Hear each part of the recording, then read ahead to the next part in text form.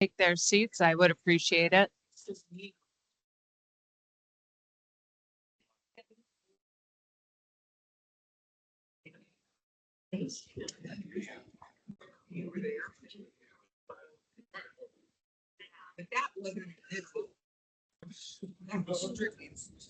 All right. Hey, Kayla. Good evening, everyone. I'm Abby Feely. I'm the Administrator of Development and Economic Opportunity for the city. And I'd like to say hello to everyone online tonight. If you can see us, we had a good registration turnout online. As many of you know, we kicked off the Land Development Code update about 18 months ago. The first part to that was doing an assessment of our code, which came back and really talked about kind of where our code was inconsistent, where it had opportunities for improvement. And what we have now is the first installment or the first draft of the code. The code's going to come in 3 installments. As many of you know, our land development code right now is over 1,400 pages, and it has not really been holistically updated over the years since the late 1980s. It has been amended. It has had series of text amendments over the years, but it has not been really synthesized and modernized to be what we need it to be today. So that this is that effort. We do have a couple members of our technical advisory committee here tonight, which is another group, another set of eyes that we're having put onto this document and also give feedback. And that's representative of several THAN members. That's representative of our environmental community. Ricky Peterica with Dark Moss is on that group, as well as Brian Cook from Applied Sciences. We have Garrett Greco on that group representing the real estate community. We have a civil engineer, David Bell. So it is a very diverse group that is also people who use the code every day, and they are looking at this as well. Now, we know this just went out on the February 17th, and we have no expectation that everyone in the room has read the 400 pages. This is the kickoff to that. We have Clarion and Associates here with us tonight, who is our consultant on the project. And Jeff Green, I'm going to hand the mic to him momentarily. He'll go through how this installment's really organized, what this means for you in terms of the land development code.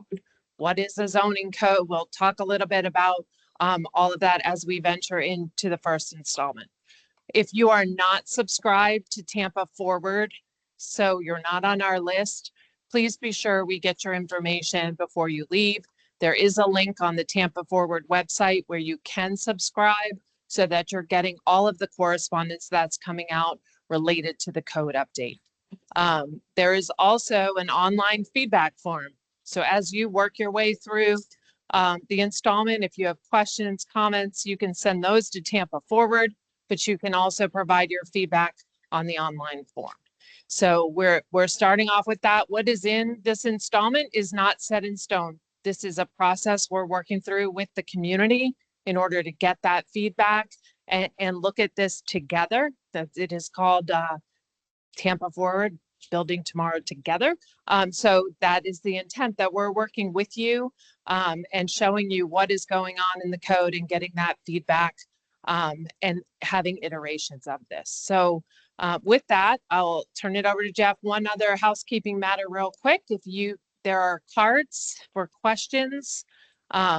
If you have specific questions related to the presentation tonight or something, then we can take those and Natalia will come around. And if you're online, if you would please put those into the chat. Natalia is going to take a look at that as well so that we're ensuring we're getting everyone's questions. And we'll work to get those questions answered as we move. The question and answer period is going to be toward the end of the presentation. So thank you all so much for coming. Your engagement is critical to this process. We are happy to have you here and look forward to working on this together with you. Thanks.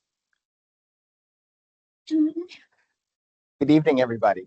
My name is Jeff Green. I'm with Clarion Associates. We are the principal consulting firm that's working with the city on this project. It's great to be back here. We were actually in this room exactly 52 weeks ago to talk about the LDC assessment. It took a little bit longer than we anticipated to prepare and release that first draft of the updated LDC, but it's a pretty hefty document, as you can see. So hopefully you all find it worthwhile digging through. So as Abby mentioned, installment one is just one of 3 installments of the updated LDC that will be prepared in this project. It includes some of the key provisions of a development code. The zoning districts, which establish the basic rules for how a site can be developed, and the use regulations, which establish how a site can be used and some of the special restrictions that apply to certain types of uses in certain districts.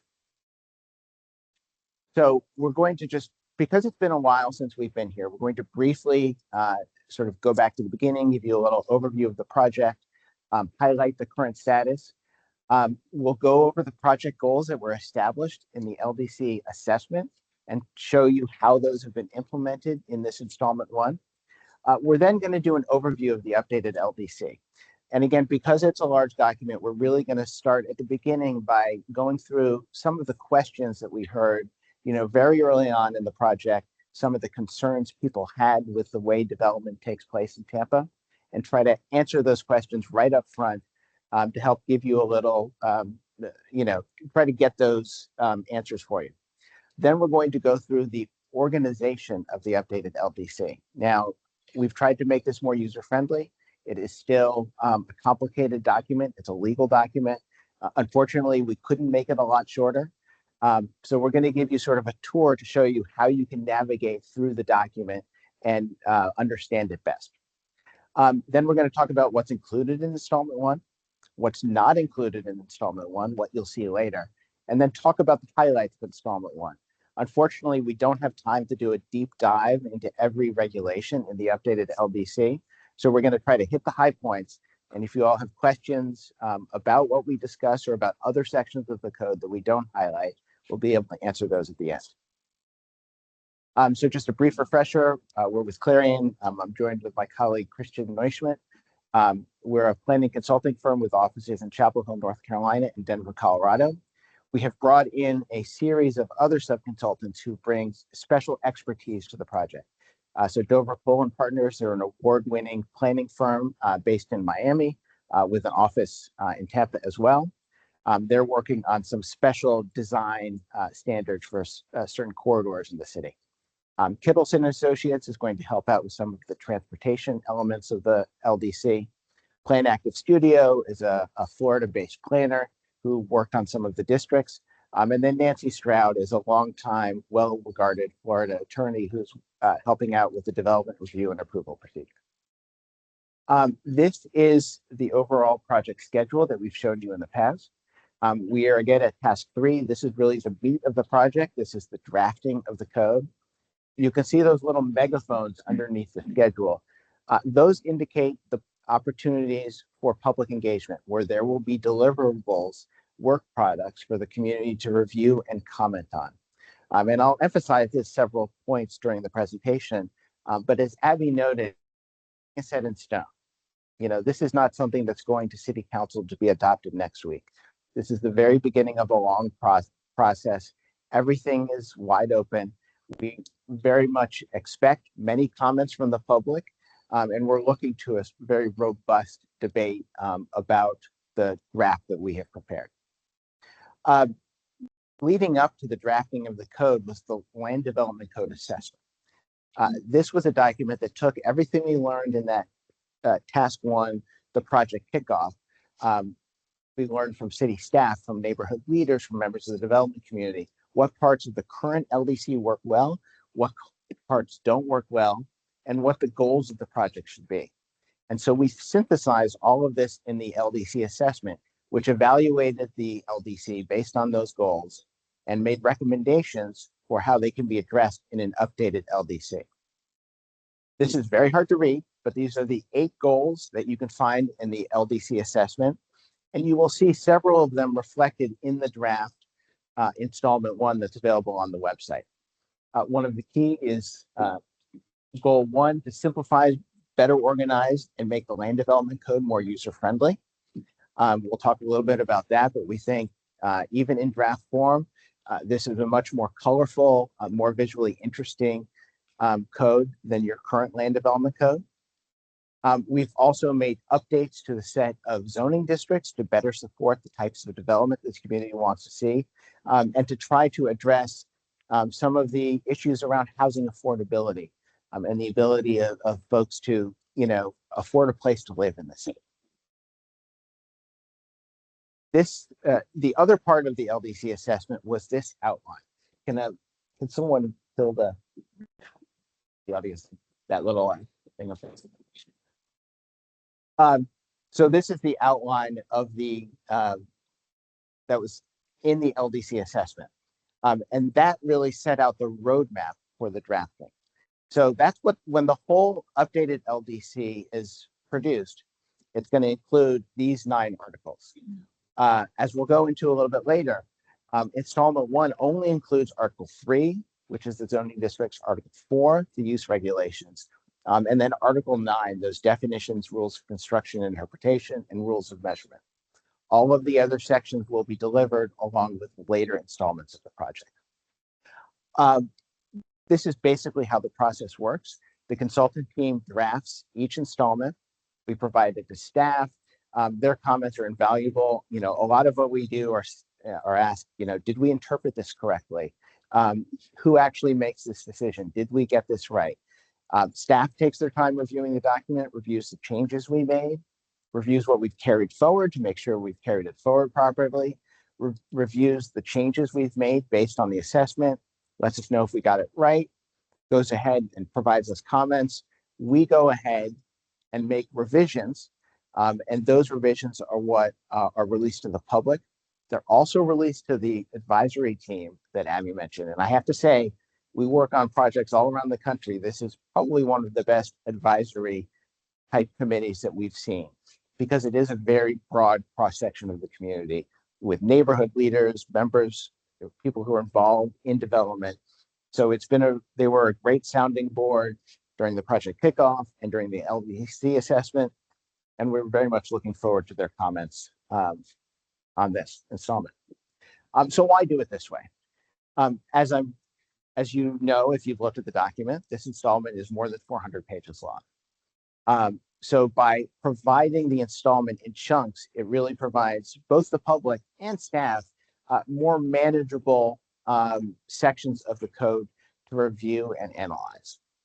One of the things we'll talk about as we get a little further into the presentation is there are parts of the code that, the impacts on how development takes place won't be known until the rest of the code is drafted. So the installment doesn't give you a complete picture of exactly how development would take place under the updated LDC. But it does give you an additional so-called bite at the apple by allowing you to review it now as a sort of a standalone section, and then review it at the end after we've gone through all 3 installments. You've had an opportunity to comment on this installment standing alone, and then you'll have opportunities to comment on the consolidated draft when that's released. It also makes drafting more efficient because while staff and the public are reviewing one section, we can go ahead and draft additional installments. So, like I promised earlier, before we really dive into the installment, we did want to address some of those questions that came up early on in the project so that we can sort of show you a little bit how we've tried to address them, both in this installment that's been released and how they will be addressed in later installments when they're released. So one of the things we heard early on, and this was from everybody, from members of the development community, from neighborhood leaders, from city staff, was predictability, that there's a real lack of predictability in the development process today. One of the ways we have done that, one of the ways we've tried to address that is through updates to the zoning districts. Now, the zoning districts establish the basic rules for what you can build, how tall it can be, what the use can be, all of those very important regulations. And so by updating the base zoning districts to allow the types of uses that are appropriate in the different areas with appropriate standards for those uses, and to sort of try to tweak the development standards to allow development to take place. That's one of the ways we've tried to make it more predictable so that is not the need for variances. There aren't the needs for multiple design exceptions or other waivers on particular projects, and to try to limit the need to use planned development districts.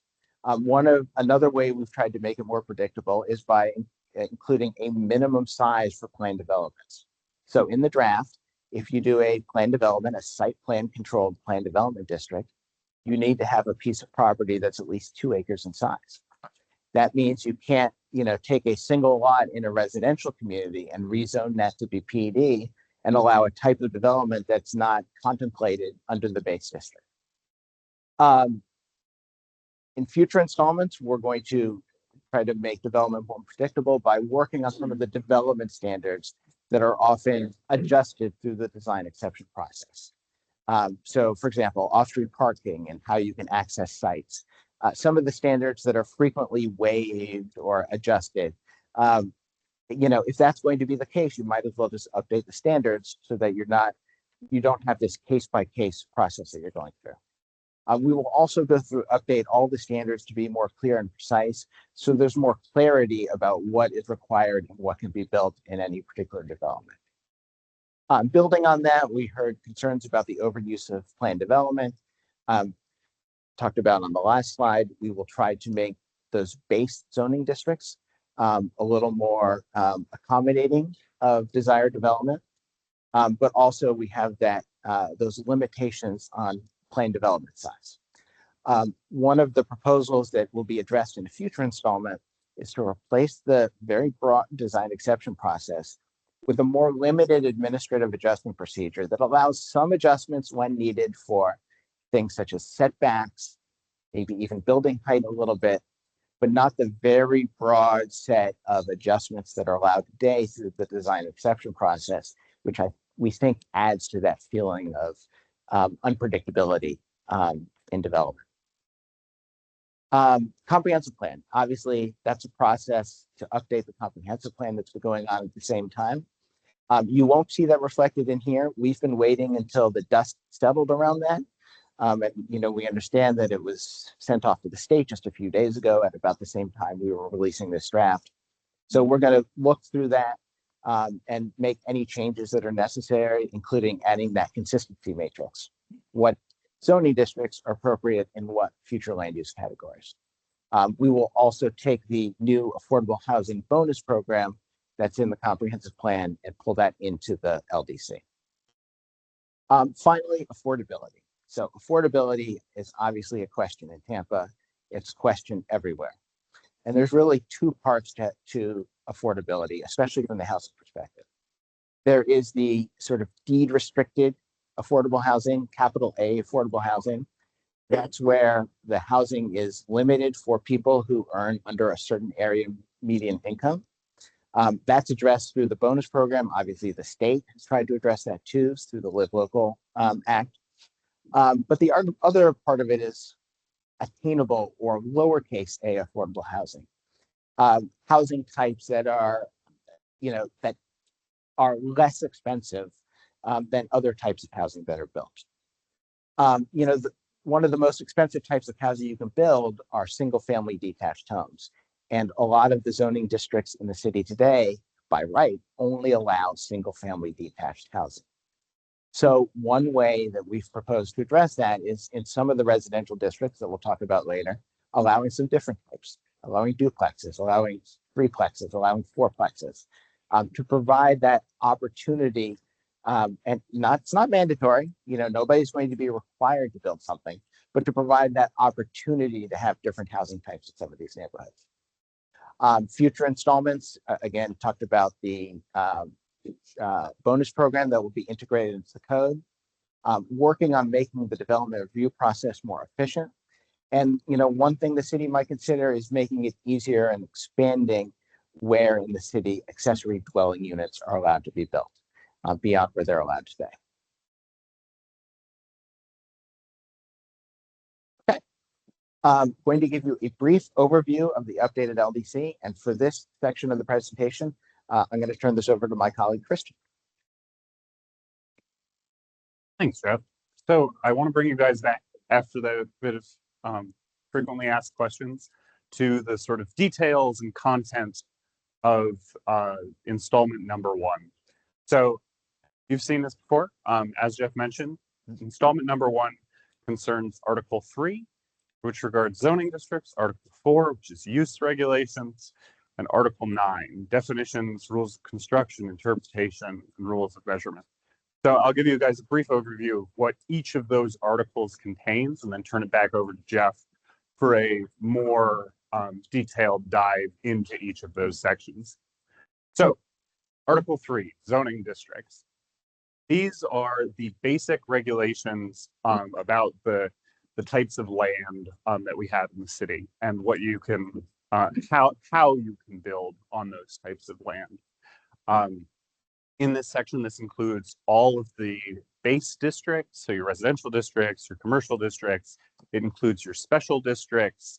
It includes your site plan specific districts, like your plan development districts, as well as your overlay districts.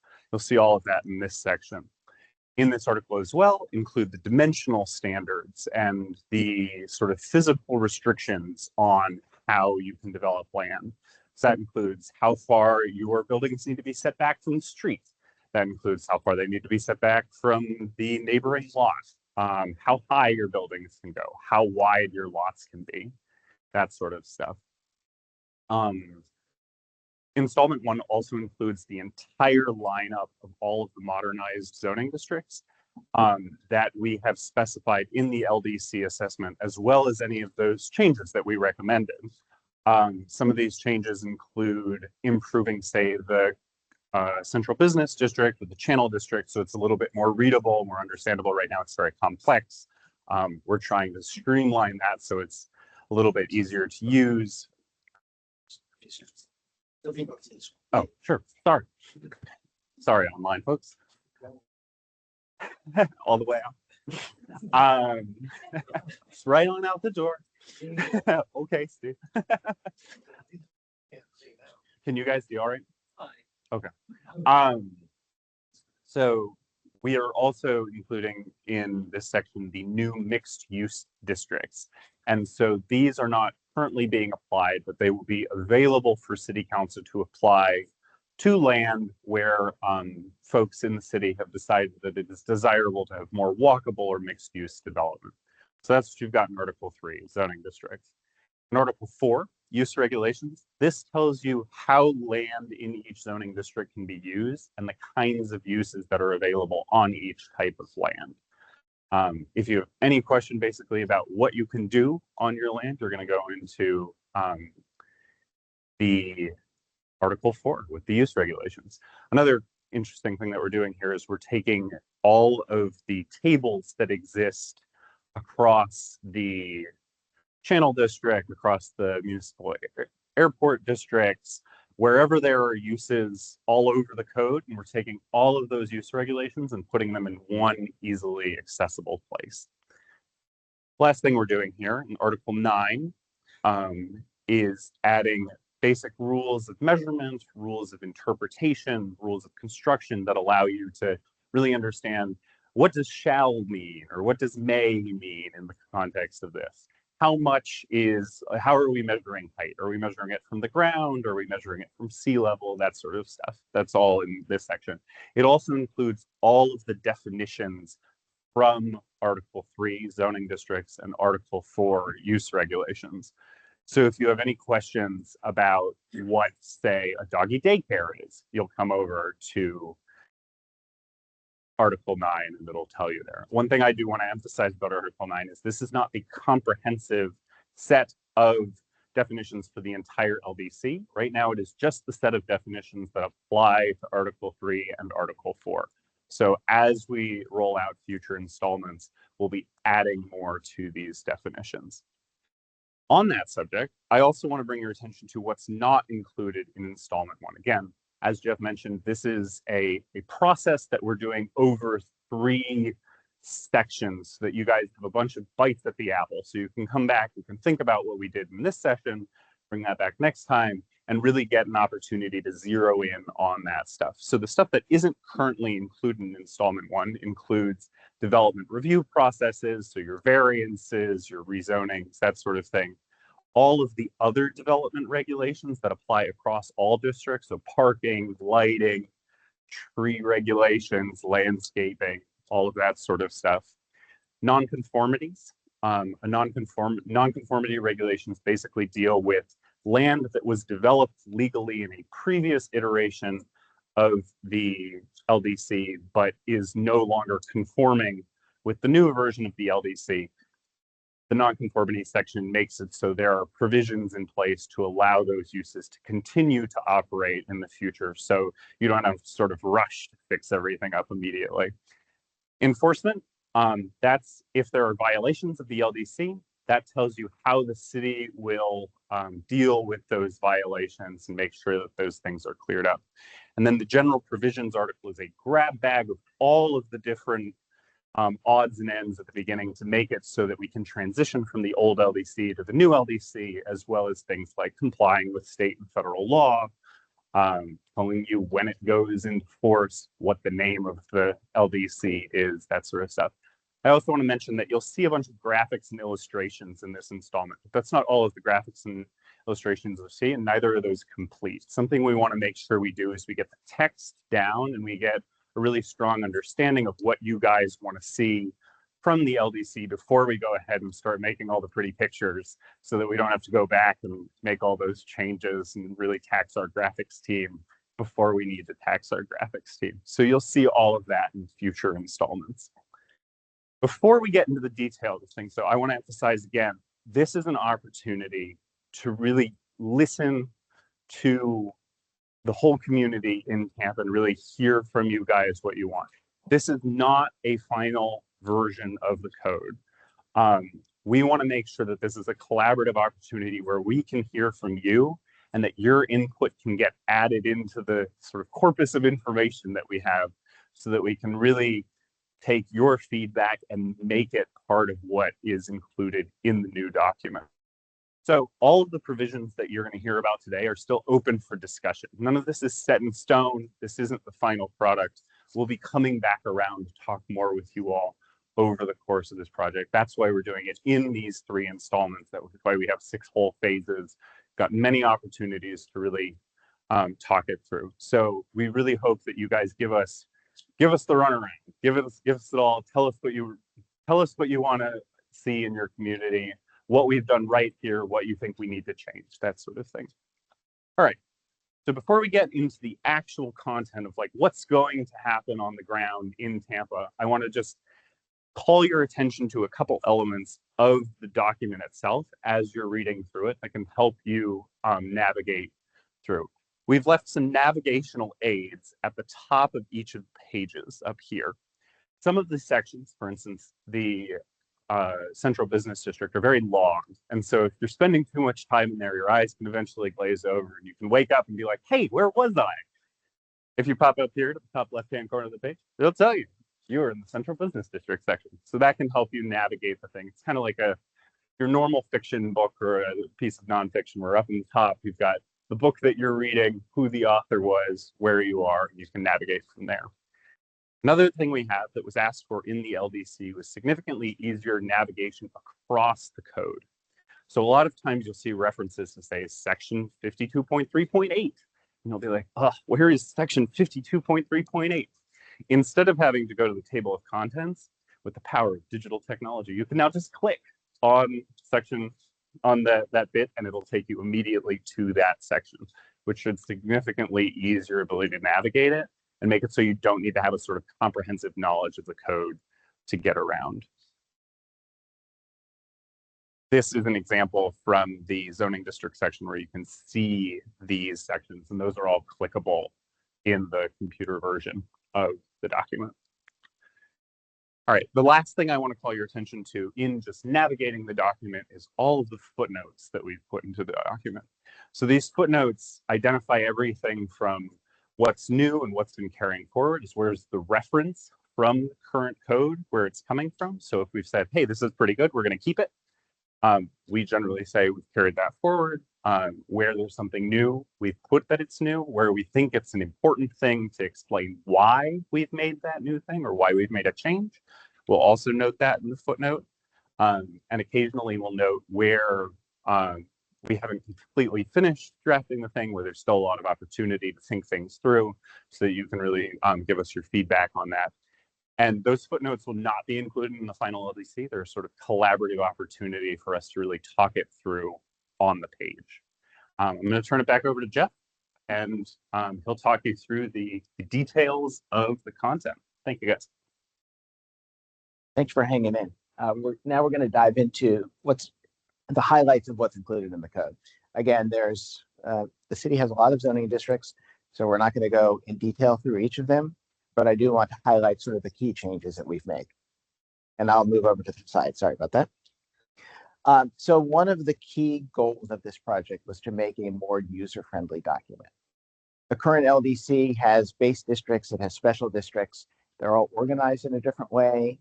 There are multiple overlay districts. All of those are organized in different ways, separately from each other, because they were developed at different times with different neighborhood input. So one of the goals of the updated LDC was for each district to present it in a user-friendly way, which includes illustrations to show how the different district regulations work together, and to highlight the key information so that at a glance you can see the key regulations that apply within each district. And we've tried to be consistent. Now, obviously, your residential single-family districts are very different from your central business district. The regulations are, the code looks very different, but we've tried to be as consistent as we can throughout. So this is the organization of Article 3. There are 14 different sections. Section 3.1 includes some general provisions that apply basically throughout the city. The rest of the sections are sets of different zoning districts. And again, we're not going to have the opportunity to go into detail, but I did want to highlight some of the key changes. And I wanted to start out by showing an example of how we have visually reorganized each of the districts to be more user-friendly. So this is one of the residential single-family districts. This is residential single-family estate, which is the old RS 150 district with a new name. So at the top is the purpose statement. And so every zoning district includes a purpose statement right at the top, that's subsection A.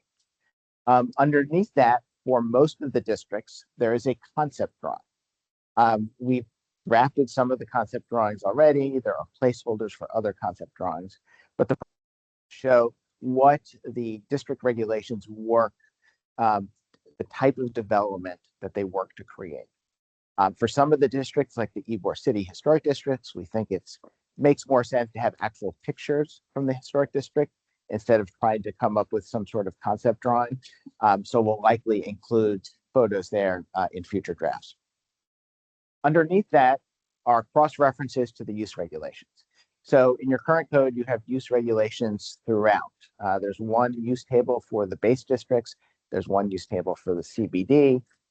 There's one use table for the channel districts, multiple use tables throughout. Instead, as Christian noted, all consolidated in Article 4, and there's a simple cross-reference that if you click on it, it'll take you right there. Underneath that are the key dimensional standards that apply in the district. Maximum height of buildings, required distance that a building needs to be set back from the front lot line, from the side lot lines, from the rear. All those regulations that control sort of how big the development can be on the site. And then underneath the table on the top right of the page, there's a dimensional drawing that illustrates how those dimensional standards work together to create the desired form of the development. So they help show landowner, developer, whoever's working on the project exactly how the different standards work together. And finally, at the bottom, you have cross-references to other standards that apply to development in the district. Now, in the final version of the code, if you click on any of those standards, one of them is for off-street parking. Another one is for exterior lighting. There's a cross-reference to sustainability standards. If you click on them, it'll take you there. But again, those have not been drafted, so you can click on them, but it doesn't do anything. But the goal here really, and not all of these districts are 2 pages. The central business district is significantly longer. But the goal is to have this consistent layout. So at a glance, if you print it out on a 2-page spread, you can see all of the key regulations that apply to development in that district. Let's go into some of the key changes that have been made. So in the residential district, we've done some consolidation of districts. A number of the multifamily districts have been consolidated together. And one thing I do want to note is, as part of developing the LDC assessment, we looked at the different districts. We looked at the standards that apply in the districts. We also looked at where they are applied. There are some districts that are applied to lots of land in the city.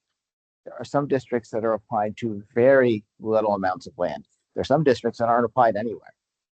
So we really took that into account as we decided what districts should be carried forward, what districts should be eliminated, and where there were opportunities to consolidate the districts.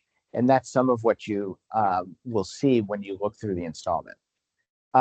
One key change that we made is the residential single-family urban district. This consolidates those RS50 and RS60 districts. Those are two of the most common districts in the city. We think that the standards are close enough that, on existing land, it's not going to cause significant, increased development in these areas.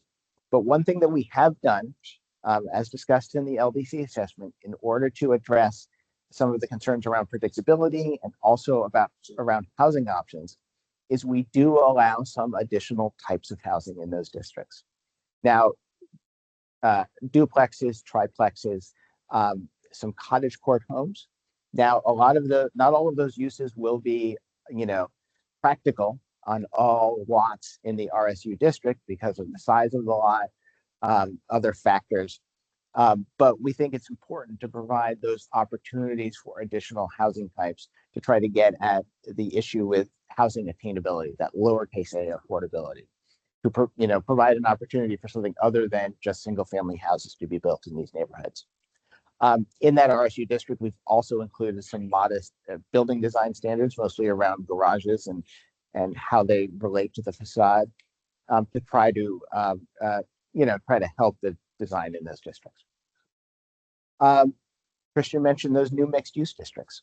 So again, there are 3 mixed-use districts that support development at different scales. You've got your neighborhood mixed-use district, which is your lowest intensity, corridor, which is the middle intensity, and then your mixed-use regional center, which is intended to be the highest intensity mixed-use district outside of the downtown and the central business district and the Chandler district. The intention is not that when the LDC is adopted, that there will be rezonings to assign these mixed-use districts to land in the city. Instead, it'll be a tool in the city council's toolbox. They can use it to rezone land in certain parts of the city where the comprehensive plan has designated mixed-use development in the future, or a landowner can come and try to rezone their property to this mixed-use district. It includes standards to support walkable mixed-use development so that a single piece of land can include residential, commercial, civic, retail, office uses, all within a walkable community. So again, this is not going to change anything immediately. This is an option that can be applied in the future after the LDC is adopted. Talked about plan development, talked about the minimum area that needs to be that you need to have to rezone to plan development, and a number of additional changes. So based on feedback, we've consolidated the CBD1 and CBD2 districts into one, consolidated the CD1 and CD2 districts. For the CBD district, I think that's a really good example of where we have tried to improve the organization and user friendliness of the regulations, but we're not making significant substantive changes.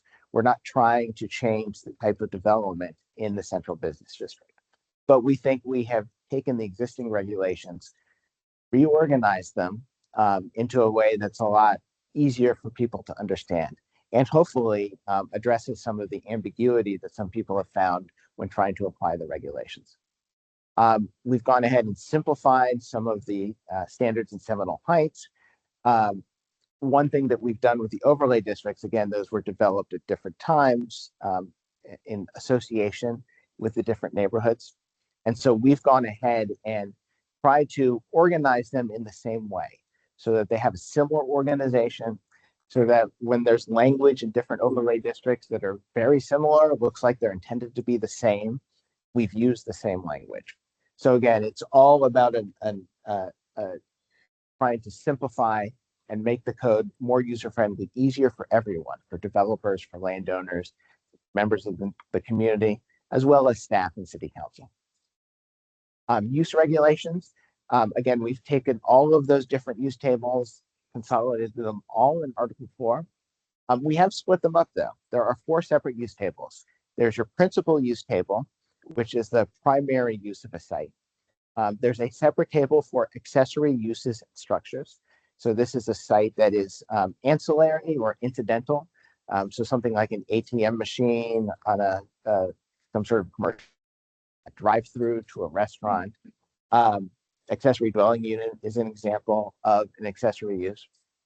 We also have a table for alcoholic beverage uses.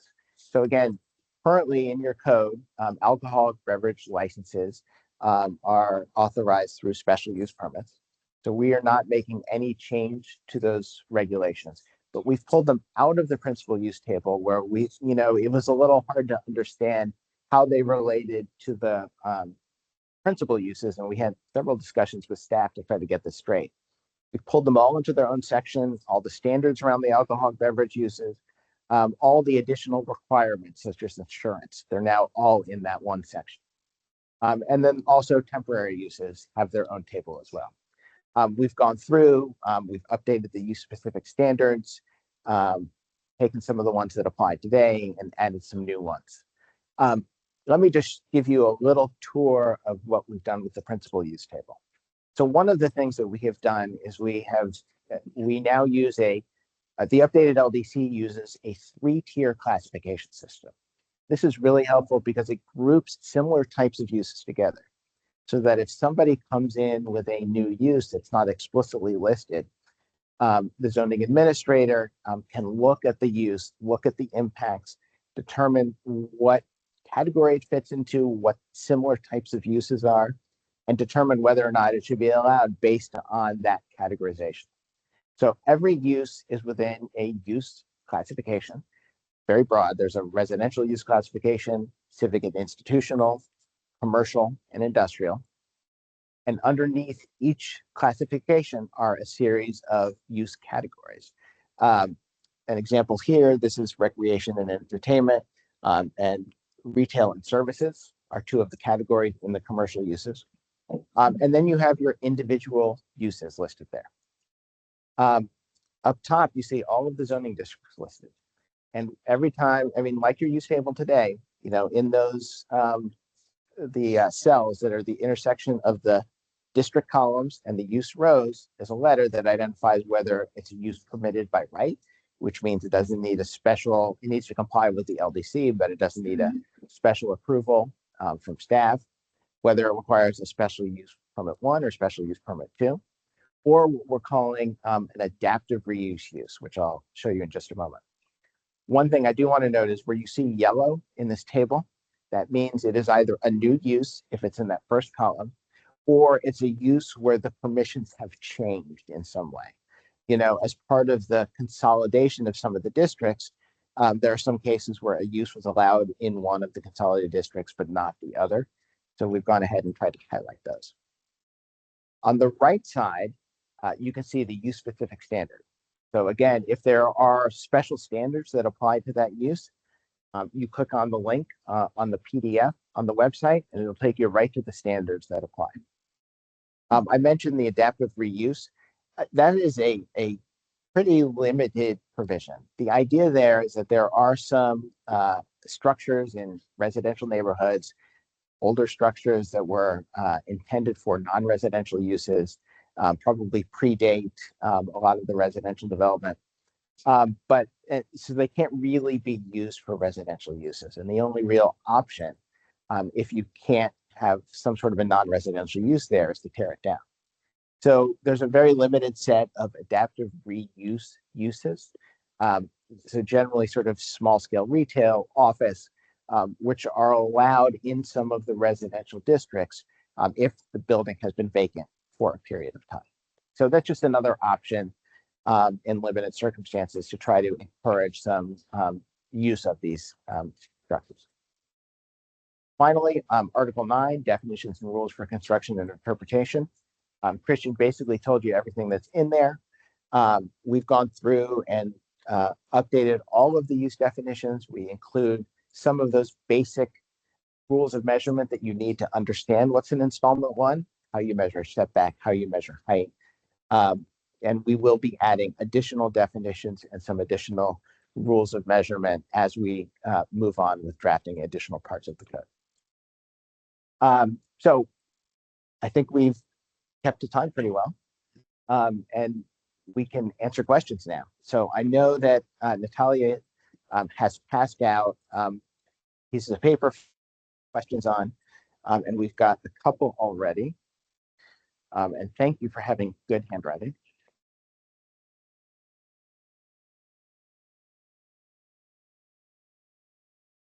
Yeah. And I'll ask the question, and if whoever asked it wants to elaborate, feel free. For new development or redevelopment, the city of Tampa does not currently have an ordinance prohibiting fill in the lower Hillsborough floodplain. Fill in the lower Hillsborough floodplain pushes water onto existing properties. A new ordinance for this is needed. That's me. Oh, thank you. You want that? Thanks for that question. It's great. It's actually a building code question that is not in the, Section 5 question. yes, I didn't. Oh, chapter 5, yeah. Meeting? it's a chapter 5, yeah, building code, which is in chapter 5. If I could get your information, I'll have our floodplain manager and building official, we can talk through that with you.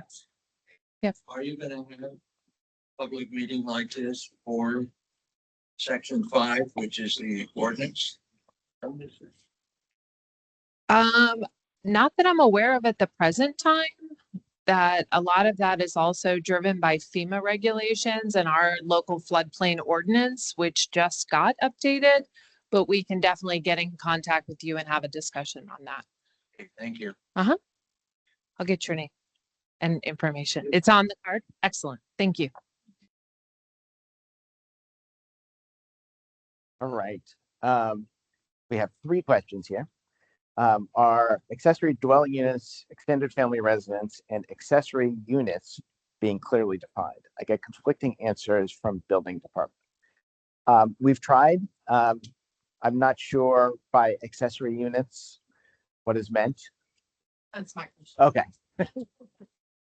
Hi, so I get varying answers from the building department, which has evolved over time. And it's, varyingness. And so, sometimes they say if you have a stove or laundry, that could be the ADU or the EFR, and if not, it's just an accessory unit. And reviewing the numbers in the current land development code do not reduce that ambiguity. So I'm wondering if you guys are addressing that. We most certainly can. Yeah. It's typically been if there is a stove or cooking facility, because if you'll recall, and I don't want to belabor the point, but this really is a historical provision of the code because we didn't have accessory dwelling. We had extended family residence. And in an extended family residence, the idea was that it was serving the extended family. So the principal cooking mechanisms were in the home, and it was really serving as a mother-in-law suite to that. So we most definitely can address that and then ensure that there is understanding on the permitting side of that as well. We've changed our ADU regulations, and forgive me, I see Councilwoman Hurtak in the audience who had an instrumental part in spearheading looking at ADUs and how those ADUs need to be in certain areas of the city. And that was one of those text amendments that I mentioned earlier, but we can continue to ensure that is clear. But when you have an accessory dwelling, it really is a self-sustaining dwelling. It has no relationship to the principal structure, and it does need to be able to stand alone, which the code now does speak to. Okay, wonderful. But we can ensure that that is also understood at the permitting stage of things. Your next question, I probably should have mentioned during the presentation. So are district level exceptions being aggregated into each district information? For example, RS 50 and RS 60 front The porch. porch. Okay, front porch projection into front yard. Yeah, so what we have done when we consolidate districts, what we don't want to do is make, talking about what Christian said earlier, we don't want to make development non-conforming. So if you own a home in RS 50 or RS 60, we want to make sure that if you comply with the code as it exists today, that you continue to comply with the code in the future, that we're not making you non-conforming just because we are consolidating the districts. So for the most part, when we consolidate districts, we take the standard that, is more accommodating of if they differ between the multiple districts, is the most accommodating. So if there's one district that has a 10-foot setback, another district that has an 8-foot setback, we will go with the 8-foot setback, because that means if there's development that has a 9-foot setback that would comply with the code today, we don't want to make it non-conforming in the future. So this is actually one of the areas where the footnotes are really helpful, because in the footnotes, when we have consolidated districts, that's where we identify areas where there are discrepancies that we've resolved. And when there are places where we have adjusted the existing standards, for whatever reason, if we've changed a 10-foot setback to 7 feet or maximum height from 30 to 35 feet, the footnotes will identify where we have made that change. Sure. Just to clarify a little bit, I guess my question was more about the exceptions to those standard setbacks.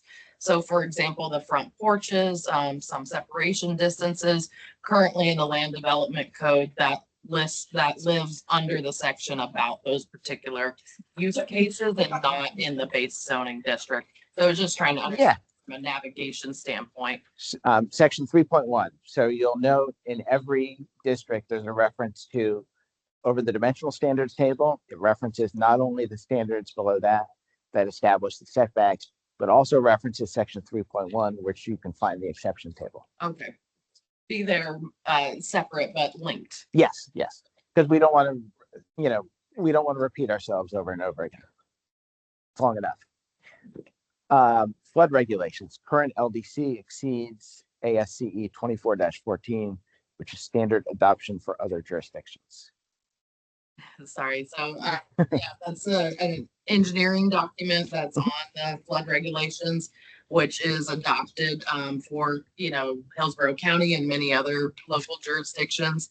But the current city of Tampa flood regulations exceed what that engineering document state in certain cases. So I was just wondering if the flood regulations were being updated at all, how they're implemented. So our flood is captured in the building code.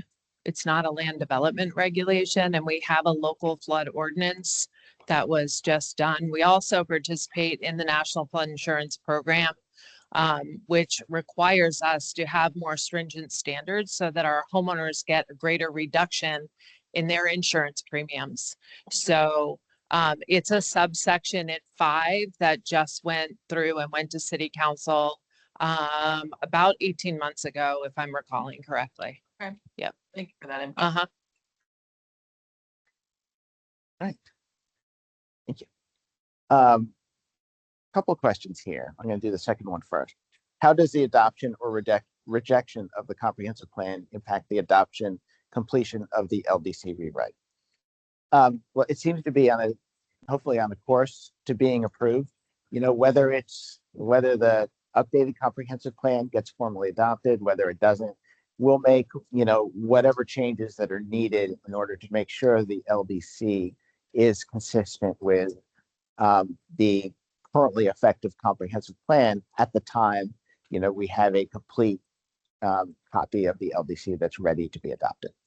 If I can just add to that, and I just want to say, that's one of the reasons that we did hold off on publishing this installment, was to ensure that the comprehensive plan had received favorable approval from Tampa City Council. And there are a few things that are still have been asked to be added to that in terms of some of the growth districts and corridors.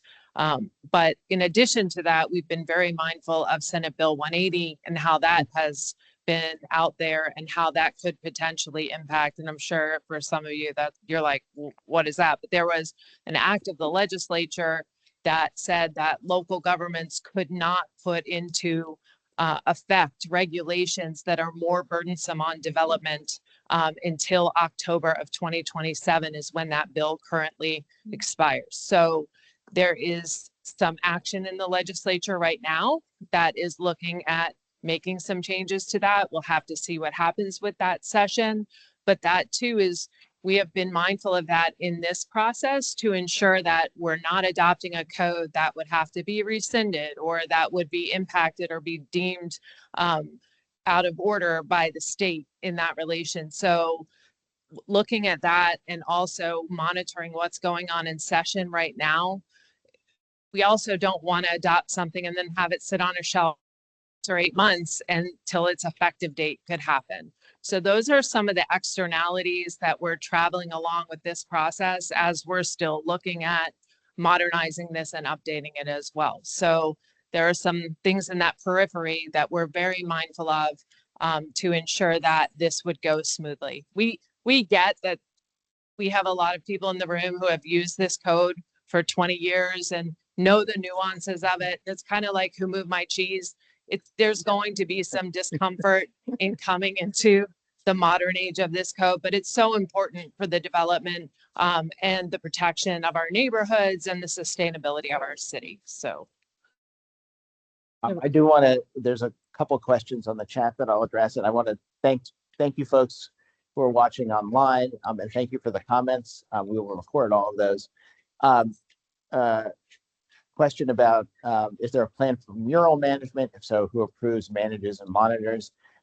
Assuming that's relating to signs, that'll be drafted as part of installment 3. So that's a little ways down the pipe. In a specific area where City Council approved a strategic plan and community development plan hasn't been incorporated into the LDC. We are carrying forward we're working from the existing regulations in your current land development code. So to the extent there are specific changes that maybe should be incorporated, we can certainly, talk with staff about doing so. And then how are you dealing with urban design criteria, given that at a state level, it has been made illegal unless administered by a historical design review committee? Part of the reason, if you look at the RSU district, that they're very limited design standard is because of that state law. And we've done our best to do what we can, given what the state statutes allow you to regulate and what they don't allow you to regulate. we also have a development review committee, which has been deemed to be acceptable for those standards. So that was passed a few years back, and we've still been implementing the standards that are in our code today. So that has not been problematic for us. We've been able to implement our overlays. We've been able to implement, the other standards that we have. So I would assume that would be the same going forward, with the exception of the burdensome issue from Senate Bill 180 that we're continuing to be mindful of. All right. Question. My concern is design standards raise costs and limit creativity. How is that managed? I'll say that installment 1 includes some reasonably modest design standards. There are some design standards for industrial uses, and there are those limited ones for the single family. There will be additional ones included in installment 3 in that Article 5, the development standards.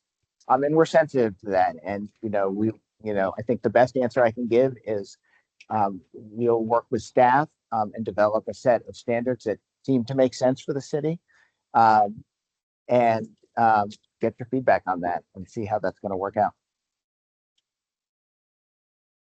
Some folks have multiple questions. I'm going to just so folks have an opportunity. everybody has an opportunity to ask questions. What if an area was overbuilt, ruining a historical area? Where is the protection for no more overbuilding for older homes? How do they address that?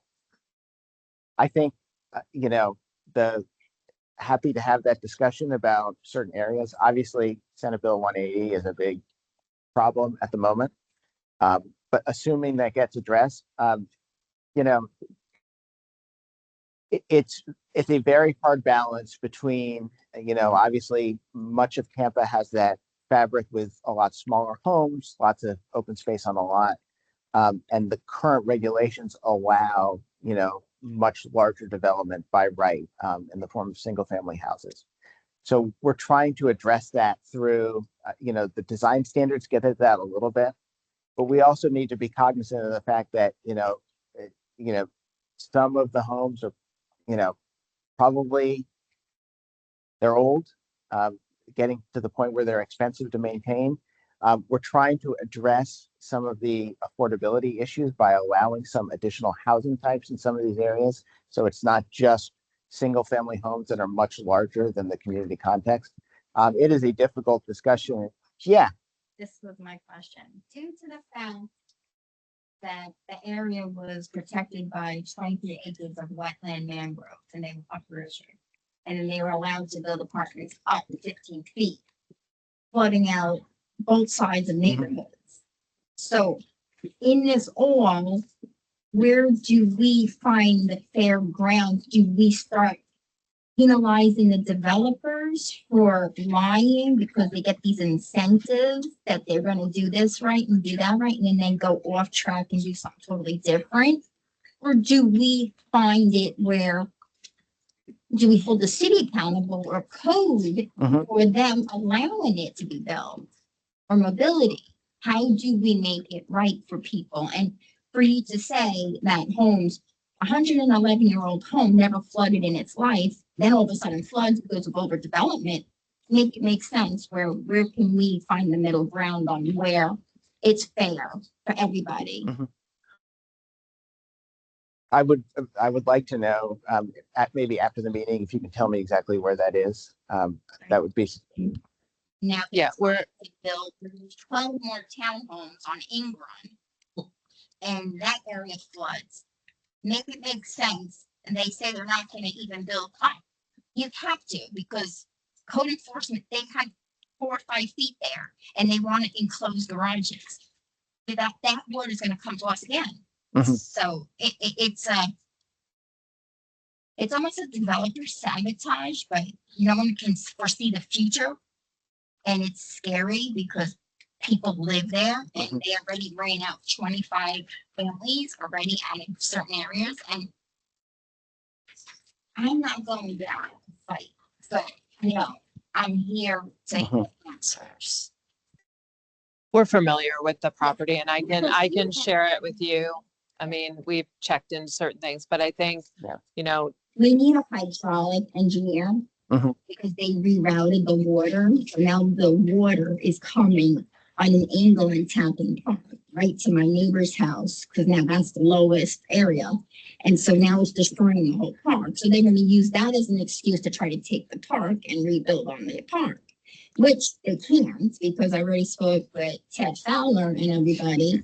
So they can't touch the park, but they're doing a good job on making it look very, very, very sad. Abby and I will talk about that. Thank you. did you go through all yours? No. Okay. You got another? Excited about the 3 new mixed-use zoning. What incentives are being provided for landowners in the city to prioritize the adoption of these? We want to see more residential zoning to include easy access to social amenities like community gardens, clinics. Oh, that was 2 questions, daycare, and et cetera. Okay, thank you. Thank you for the second one. It's a good question about the mixed-use zoning. The goal is to have standards that provide a straightforward path for somebody to develop, in a mix of uses, to provide an easy path for them to get approval. without having to, develop a PD, to have that complicated process, to maybe have a mixed use district that develops over time. So at the moment, we're not thinking of any specific incentives. The updated comprehensive plan has an updated bonus program for affordable housing. And one thing that we have noticed doing codes is that you need to be thoughtful about what you're going to incentivize. Obviously, the community wants lots of different things, but you can't incentivize everything, or you end up getting nothing, or you end up getting too much. So that's something that we'd have to think about closely if we decide to have some sort of incentives, for doing mixed use development. And I just want to add to that. I mean, I think we're going to work through this. Typically in 1987, there was zoning conformance when the zoning code was updated. And we did go through and we did, address and adjust those zoning districts. But that's really a larger conversation as we move through this, to have definitely with city council and see what is their direction going to be on that. Some of these mixed use districts are really awesome in support of transit and making sure that when redevelopment is happening, the car lots along Florida Avenue and Nebraska Avenue, when redevelopment's happening, if it had a mixed use, that mixed use project would have a far streamlined way to get out of the ground versus having to go through a rezoning process, and that we could end up with very good development. So we need to be forward thinking in that as we move in that direction, to say, we already know these are transit corridors. We want to support greater transit. What does that mean to make sure that the land uses there can do that and do it in a meaningful way? And I think that's what you'll see. The design standards look at how we address compatibility when new uses are going in, and ensure compatibility and protections of the neighborhoods, which is so critical for us. So that would be like land development code part 2. One is, what is the new code going to look like and feel like? And second, what is going to be our strategy for that implementation? Say that was my question. Oh. And I just Oh. it's really great to see these new mixed use zonings be introduced, but we're just worried about it not being actualized in communities, but rather just sitting on like pieces of paper in the land use code, because yes, those are options, but at the end of the day, they have very important implications for stuff like affordability, where having all these social services right next to where the residential properties are is so beneficial. And And I think it's your next question about parking. That'll be addressed as part of installment 3 when we do the comprehensive off-street parking standards. For mixed use, there currently are standards in the draft which have a reduction. I think that the minimum is 50% of what is required elsewhere in the city. Of course, we don't know what is required elsewhere in the city yet, so it's sort of a placeholder. But we are definitely thinking about parking. The plan right now is to have minimum off-street parking requirements, but we're, one of the reasons we have Kittleson on the project. They're a transportation engineering firm. They've done tons of work in the city. They did the Tampa Moves plan. So we're going to work with them to right-size it, the off-street parking standards, and also have opportunities for landowners who are instituting new development, new uses, to reduce the amount of parking that they need to provide if they provide alternatives, or if the context shows that less parking would be appropriate. That might actually be my question in regards to the minimum parking. I just wanted to say that I definitely appreciate what you guys are doing here. I've looked through the code. Definitely see a lot of positives, but I do think there are some things that could still be changed, like minimum parking. I appreciate that you're trying to downsize it. I feel like it'd be extremely much more beneficial if it was just eliminated completely, because no one wants big open parking lots take up a ton of space, damage neighborhood character, spread it beacon farther apart, damage connectivity. I feel like getting rid of those entirely and letting the local businesses and people who actually own the property decide how much they need would be much more beneficial, rather than the city mandating you need to have at least this, when maybe they could have done perfectly fine with less. Yeah. No, and I appreciate that. Yeah, thank you. And we'll keep that in mind. We still have, we're gonna work through these couple more and we have a couple online, so just hold tight with us. Yes, Steve, your list is very exhaustive. If you'll just give us a minute. So, will urban food production be added? And our community needs support and written code that permits and promotes urban food production within city limits, including urban farms. That was, Was that someone here? yes. Okay, because there's the exact same question. That's my question. Oh, yeah. Well, there's Okay. someone asked the exact same question online, so I was confused. We can talk more urban agriculture. There's, it's especially in a densely developed city like Tampa, it can be hard to find the space for urban agriculture, but that, we could certainly make sure it's allowed as a use and make sure it's legal. Strong by group of people growing their own food, and that's only been increasing over these last years. So the projection for that is to continue to increase. Is that on their own property or on communal gardens? Communal. Okay. So what I'm saying is, let's include a way for this to be easy, Mhm. for it to be permitted, if not, to restricted, and to even promote urban agriculture. That's my I thinking. think they're allowed, aren't they? No, Look at me. well, we have community garden provisions. None of the city has ag. We don't have ag Yeah. within the city limits. I mean, I think you make a great point, and that is that our city goes through cycles, right? And our society goes through cycles. And as you see different things change, more transit dependency or transit opportunity, and you do see the need for us to make those adjustments. So we have Meekum Urban Farm, which is in the downtown area. And that was actually supposed to be a temporary use at the Encore until Encore built a school there. And that's, you'll see, has sustained itself for quite some time. So I think that we can definitely look into that. I know we did look at the community garden provisions and refreshing those as part of the update as well. I was part of the original development of the current community garden special use. And I will tell you, we developed that so many years ago when there were like 2 community gardens, that it really needs to be updated. It's really restrictive, right? In the way that The regulations. Yeah. Yeah. It needs to be updated. Thank Thank you you. for that feedback. Keeping sustainability in mind, where is language supporting urban agriculture? It's the same, from totally 2 different people. So common theme, well noted, much appreciated. 3 people. Oh, that's right. Much appreciated. Much appreciated. Okay.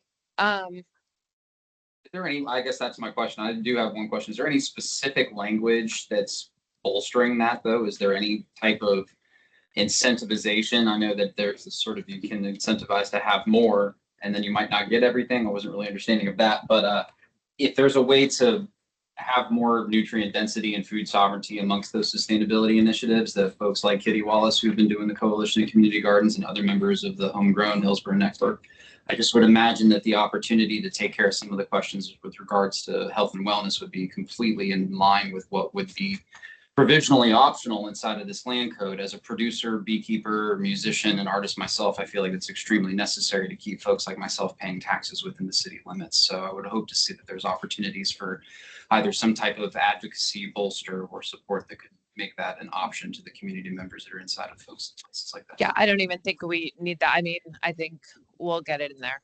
So right now, I mean, it is as a community garden provision, but we can revisit that and see how we can better adjust that.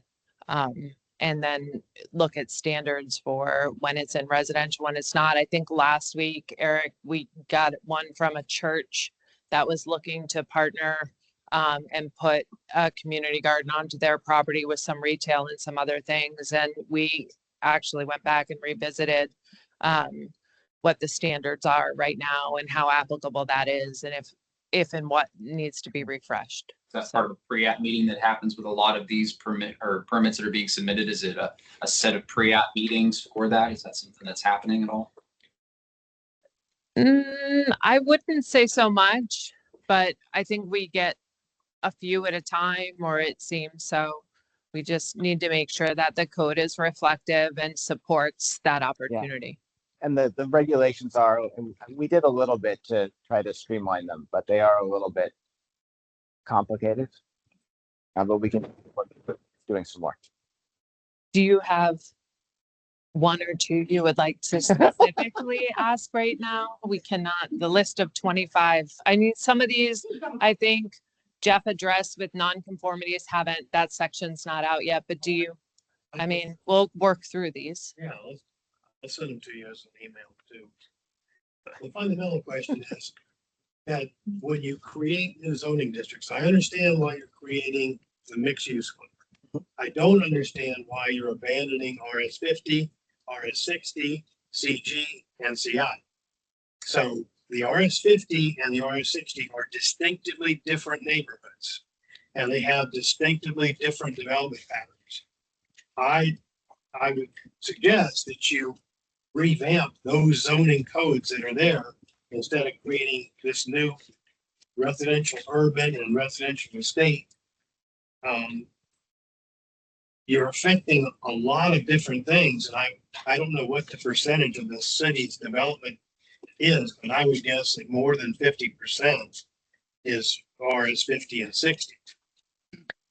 I'm just saying, change the existing codes instead of creating these new ones that create confusion and ambiguity regarding development issues. You talked about increased density and intensity. When you combine them, you will have a huge pushback from the residents and from the businesses when you do that. And the question really is fundamental. Why aren't you leaving the RS 50 and RS 60 alone and changing the criteria under them instead of combining them and making them into something that these neighborhoods never were intended to be? And the same thing applies to CG and CI. They have a distinctly different type of function. A CG is generally a small restaurant or something like that. CI is a car wash or a automotive heavy repair, motor repair, and things like that. They are very different. So I think initial response to that is, you know, what started tonight is a dialogue related to how we could update the code. And we've said, you've heard Jeff say it, you've heard me say it, nothing is set in stone. What are the difference between RS 50 and RS 60? It's a 5-foot front setback and it's a lot size. It's a lot width. So I think the other thing that's being added, and I would encourage you to go through, are the design standards that are now going with uses like you're talking about in the commercial district. Uses that today do not have standards. So we are looking at those uses because what we have in our city, and I think we're all aware, is we have very narrow commercial districts that directly abut residential uses, and understanding what makes that appropriate in order to support the types of uses that we talk about wanting and needing as a city to then support transit. Like all these pieces fit together. So one thing I hear you saying, and I see heads, I saw Carol Ann nodding while you were doing that, is that, you know, we can have a further discussion on the RS before we kind of venture down. When you say revamp, I would ask, what would you foresee? Or are we saying that the RS 50 and RS 60 should just stay how they are, no changes? Because one other thing I want to say about that is part of the assessment looked back at, remember, this is building off the assessment. How many people have zoned to RS 50? How many people have zoned to RS 60? We have not seen any zonings to RS 100 or 150. So part of this is that modernization of looking at what we've been doing, how we've been doing it, and why, and what we need to move forward. So I'm not saying this is set in stone and this is the way we're going and that's it. Your question, surely it answers itself. Why change it? What is the impetus for making a change in the larger districts? If 75 and 100 and 150, there's no changes there, leave it alone. But you're creating a whole new district called estate, RS estate. That's RS 150 with no change. It's just a new name. Yeah, but why change it anyway if there's no changes there? You have, Why change the name? yeah, why go, you have to update all of your zoning maps. You have to change all of your other related, and I know you're saying, well, we'll invest them as they are. But why go through that exercise? I was involved in '87. I was involved with Little Elms back in the '70s. And I can tell you, it is a nightmare going through those changes to make the zoning conformance maps and the zoning conditions match. And then you also sit in there. Can we address that real quick before you move on? I was gonna say 2 acres. And Jeff and I had that conversation. I don't know that 2 acres, that is what Claren's recommendation is right now. We're gonna work through that as a community and we're gonna figure out, it might be an acre, but I think what we're saying is the use of PDs for 50 by 100 lots is not ideal for our city. And that's spot zoning the entire city. That means our code is not right. And that's part of what brought us here today, is that for years we have been saying the code is not right. We're using design exceptions, we're using PDs, we're using variances, we're using all these things, and we're not happy necessarily with the output that we're getting. We're not getting quality development, and that's what's important to the community. Nonprofit, these mega churches that are buying up all these lands and they get these restrictions for non-taxing, they're buying up everything. I mean, they just Yeah. bought iHeartRadio, and we need to start taxing if they're non-denomination. Yeah. That- You asked me about the RS 50 and RS 60. If there are things in there that aren't working, fix those things. Don't create another category that creates a whole new slew of issues when you combine neighborhoods that are RS 60, neighborhoods that are RS 50, that they have infill development.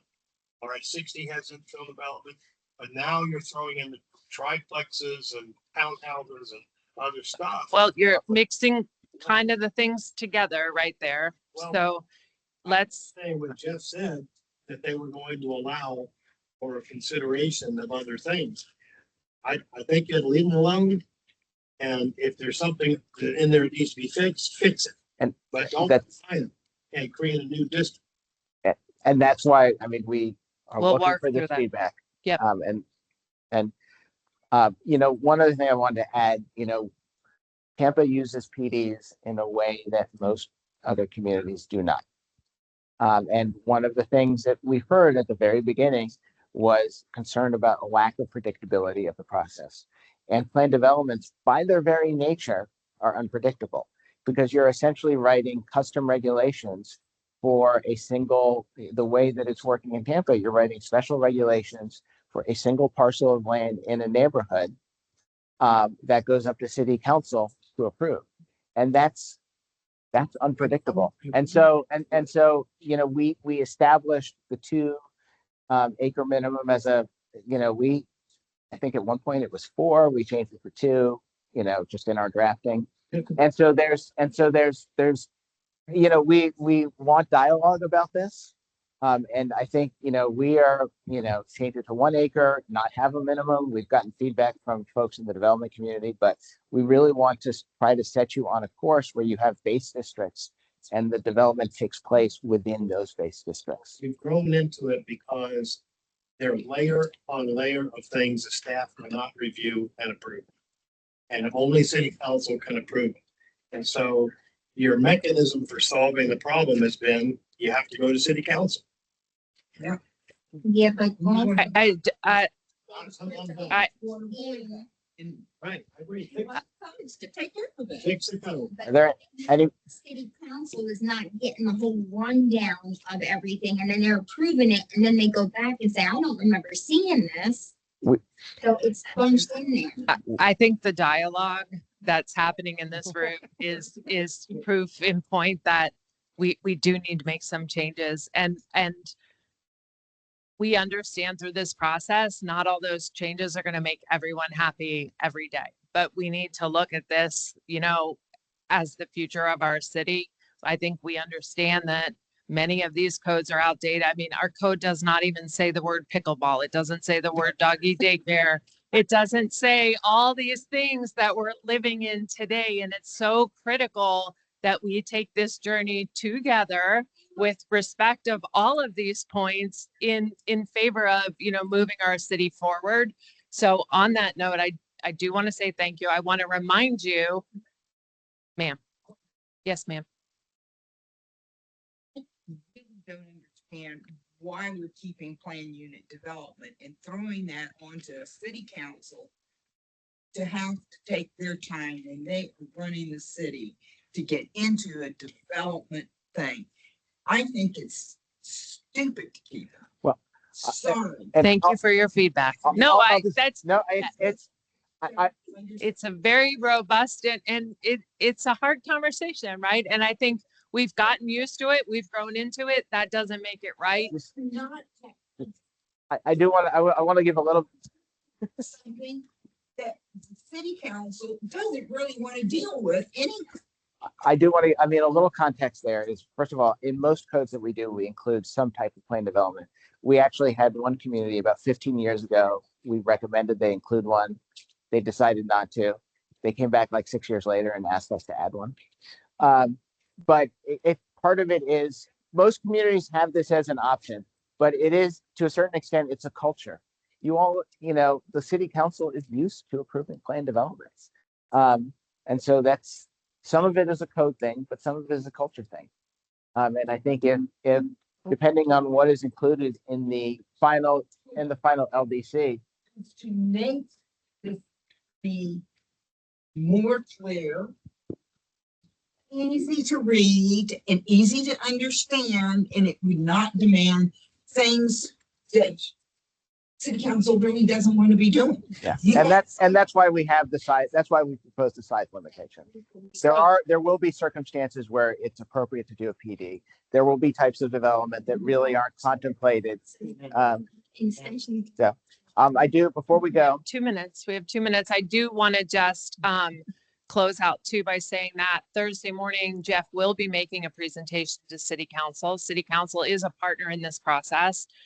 We've been giving them monthly updates. This is really balancing the interests of the city, the council, all directions. And that's critical. So Thursday morning, Jeff and I will be at council to give a brief update to them. It's at the beginning of the agenda that day, as it is a presentation. So you won't be waiting all day to get to hear that.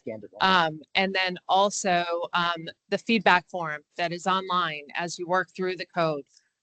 Or if you need directly to subscribe to Tampa Forward, or if you send an email, there is an email address also, tampaforward@tampagov.net. If you have direct questions or feedback you'd like to put in, we do stay engaged with that at all times. So I want to thank you tonight again for being here, participating. There's a lot of passion behind this and we're so appreciative of it. So thank you. Thanks, everybody. Y'all didn't snag handouts on your way in. Please snag them on your way out. All right. I've got all the information you need.